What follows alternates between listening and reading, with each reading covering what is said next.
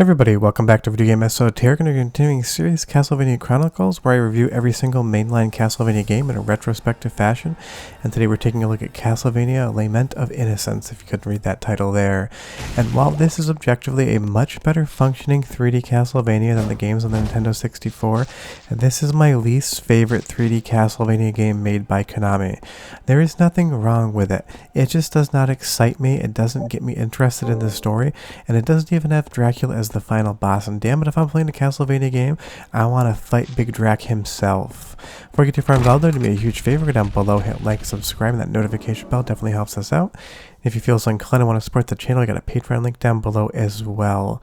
But my main issue with Lament of Innocence is not that it is a bad game. Mechanically, it is good. It's not at the level of something like Devil May Cry in the combat, but it is not bad whatsoever. The thing that gets me about this game is it just feels like a repetitive gauntlet of arena fights that don't really give you much of the excitement that Castlevania is known for. What you're seeing here is basically what you're going to be doing the entire game. I'm going to show you just the first level, kind of touring you around, but honestly, even replaying this for a capture, I was just bored, and that is the biggest thing that disappoints me out of a Castlevania game.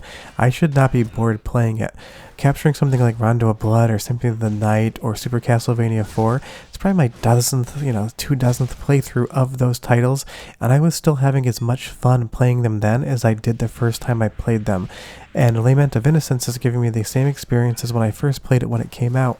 Slight boredom. While the game may look really pretty and it's got a great soundtrack and the combat is competent, nothing about it really does it for me. And that's what reviewers thought back in the day too, is that it was a good game, but it didn't have the same love and charm as a Castlevania. And I will tell you, jumping on these pillars in the first area is probably the hardest thing the game ever asked you to do. They're almost impossible to get onto. But that little observation aside, you'll see here we've unlocked 1/3 of this door, and we just need to keep touring around and checking the map out to see what's going on. But no, this isn't the same shot from earlier in the video. This is another gauntlet in another cathedral looking area where we're fighting a different enemy. But honestly, this game just keeps forcing these things on you. And even something like this hallway here, it's just another hallway. You hit a few skeletons, and when you hit them, the bars will come down from the door. It's basically the same formula as Bayonetta, except not done anywhere near as good, even if Bayonetta came out much later. It's just an arena gauntlet fighter that has decent mechanics, but nothing that you're going to fall in love with. And there really isn't even that much exploration. You go into an area, the map is quite simple, you defeat the boss of that area, and you move on. Considering even Castlevania 64, which isn't mechanically anywhere near as good as this game, gave you that full open world, and Symphony of the Night gave you one of the best games of all time, this just feels like a little bit of a lazy effort on the part of Konami, and that is disappointing. Konami's never really done great 3D games unless Kojima Productions was involved, and while this is a fun experience to have, it's not going to be the type of game that after you beat it, you're going to want to go back and replay it time and time again. Honestly, I haven't probably played this game in 10 years, and I'm not going to play any more of it after I talk about it for the retrospective. But in its place in history, it is an interesting thing because Castlevania 64 and Legacy of Darkness were widely considered to be bad 3D games. The fact that this one is rated higher is a huge disappointment to me, because old Leon Belmont here, he's got some jumps, he's got some moves, but he doesn't have much excitement for me. But the soundtrack is relatively decent. I even think it might not be the best, but go ahead and listen for 45 seconds. We'll come back and talk about this fine game.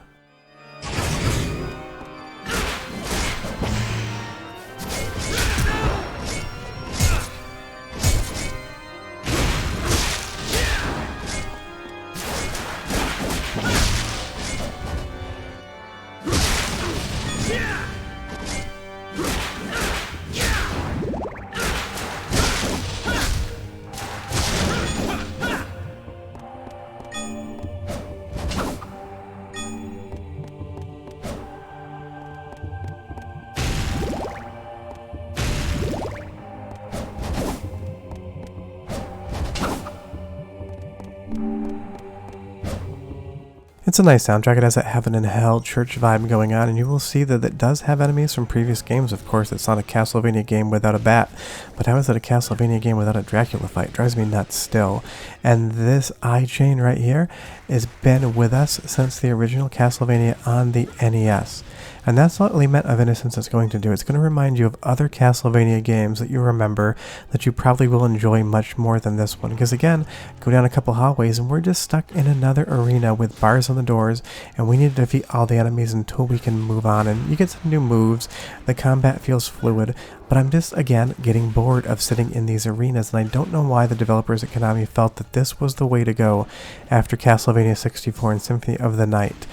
Just give me exploration, give me an open world, give me the ability to traverse and decide what I want to do, because I'm tired of walking down hallways with enemies in them. And honestly, in some instances, there's just long hallways that don't even have any enemies in them. I'm not sure if it's a loading technique to spool data from the disc, like you saw those hallways with the CD icon in Symphony of the Night, but they are just long and cumbersome and make you just wait to get to more gameplay. And when you get to that gameplay, after you've gone through like the 50th or 60th, gauntlet room, you kind of just want to see the game do something else entirely. And now you can block, and it is important in some aspects, but honestly, for the most part, at least for the first half of the game, you can just pretty much button mash your way through the whole thing. You can make the combat look stylized and it looks good on camera, but you can also just kind of press the square button over and over again and just kind of play to win. And you'll see here, trying again to get on this damn pillar, some of the physics in this game can just be downright janky. Trying to jump on surfaces that are not flat, trying to get up on balconies with your whip, it just kind of feels like if you're not lined up perfectly, it is not going to allow you to do it. No issues with the combat, but the exploration feels clunky, and damn it, Symphony of the Night did such good exploration. How did Lament of Innocence make it feel so bad? I would say that this in spots is as bad control-wise as Castlevania 64, and the developers had a lot longer to work with the 3D concept. This is not the early days of 3D. But again, look, another cathedral with some more enemies in it. Trying to diversify the footage for this game was quite difficult. I captured an hour, and honestly, whittling it down to this, I felt like it was still a little repetitive in spots, and I hope you don't mind seeing some of the same stuff over and over again. At least we get a cutscene for the flea men. They're back, and I always love to see them, and I hate to fight them because they're a pain. But they're pretty easy in this game, and I'm not complaining about an easy flea man encounter because some of the 8 and 16-bit games would just kill you with these guys. But hey, they're here, you get to fight them, that's always slightly fun. But my biggest irritant in the game is the fact that at certain points in time, it shows actual potential. Running around this spike room here feels like an obstacle in a Castlevania game, something like you would see in Symphony of the Night.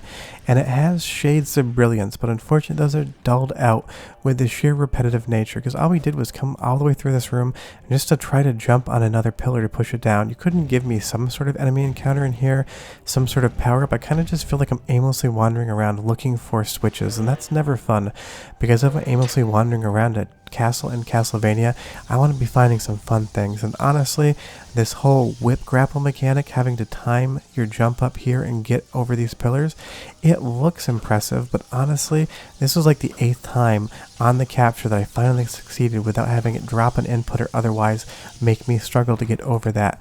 It's not adding anything to the game. Now, there are some light puzzles in it, and that's always nice, and at least the camera is playing better than it did in Castlevania 64, and that's what I mean when I say shades of brilliance. There are the parts in this game that make it feel like it could be a really great 10 out of 10 game, like this room right here, but they just keep going back to those locking the door mechanics and making you fight a certain set amount of enemies until you can move on. But graphically, it looks really nice. I cannot fault the game for that. It's got all the vibe of a Castlevania game, even if the graphics feel repetitive because you keep going down the same hallways. The artists and the character designers did an amazing job of making each enemy feel unique and feel like a really good 3D version of their 2D counterparts. So whoever did the art, definite kudos to you, because that is probably the shining example of what this game does right. It looks nice, and it also runs really well. There's barely any dips in the frame rate that I can tell. But let's go on to the first boss fight here. This giant, I think that's a snake, it could be something different, with the eyeballs coming through the floor. The boss fights can be fun. There's definitely a learning experience in each and every one of them, because you need to attack these 4 eyes on the ground and destroy them before you can do anything else in the boss fight. So this is a good area, and that's because even though it's a gauntlet, it's at least changing things up mechanically. It's not just whip to win. You have to think about things. You have to use some jumping to try to avoid that fire. In my instance, run right into it because you were an idiot that moment in time. But you'll see here now that all 4 eyes are up and destroyed, this giant oozing ball of what looks like pustules is going to come out of the ground, and now we have to attack the undead parasite. So here's the thing, Lament of Innocence is not a bad game, it's just a decent game. But the biggest strike against it is it doesn't do anything that makes you excited for Castlevania. It feels like it's phoning it in. It might sound good, it might play good, and it might even be pretty in spots. But it just gets boring, and that's unfortunate because the one thing I have not described any Castlevania game up to this point in time as is would be boring. But we are through the entire first stage, there's 4 more to go, and honestly if you've never played the game, give it a try, but if you don't really see anything here that's appealing to you, you can 100% skip this game completely. And that's the first time, and maybe the only time in this entire retrospective I'm going to say that you probably don't have to play this one unless you're a completionist. But leave me a comment down below and tell me it's your favorite game and why I'm wrong. I'm expecting that. But short of that, I'll see you guys next time. Bye bye.